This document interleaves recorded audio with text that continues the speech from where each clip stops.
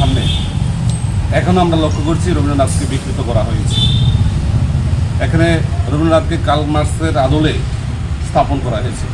আমরা প্রশাসনের কাছে দাবি জানাবো, যেহেতু রবীন্দ্রনাথ আমাদের বাঙালির যে বিরাজমান, রবীন্দ্রনাথকে নিয়ে আমরা বেঁচে আছি, যাতে এই মূর্তিটা প্রতিস্থাপন করা হয়, কারণ এটা কোনোভাবেই রবীন্দ্রনাথের মূর্তি বলে আমাদের মনে হয় না।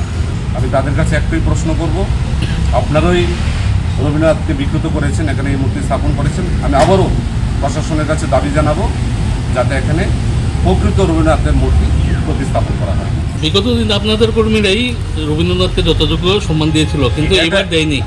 যদি না দিয়ে থাকে, কার্ল মার্কসের যদি অনুসরণ হয়ে থাকে, তাহলে এতদিন কেন কার্ল মার্কসের আদলেই করা হয়েছে, এখানে সম্পূর্ণ রবীন্দ্রনাথকে মনে হয় না।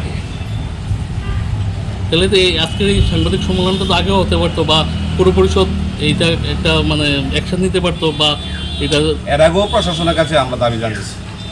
আজকে আপনি মিডিয়ার মাধ্যমে আমরা জানাচ্ছি, কিন্তু এর আগেও আমরা বলেছি যে এটা রবীন্দ্রনাথ আমাদের কাছে মনে হয় না, এটা কার্ল মার্কসের আদলে করা হয়েছে। তাহলে পৌর পরিষদ এখন অবধি কেন উদ্যোগ নিল না এটা বাঙালি? এটা আপনারা পুরো পরিষদকে প্রশ্ন করতে পারেন, কিন্তু আমরা মৌখিকভাবে বলেছি।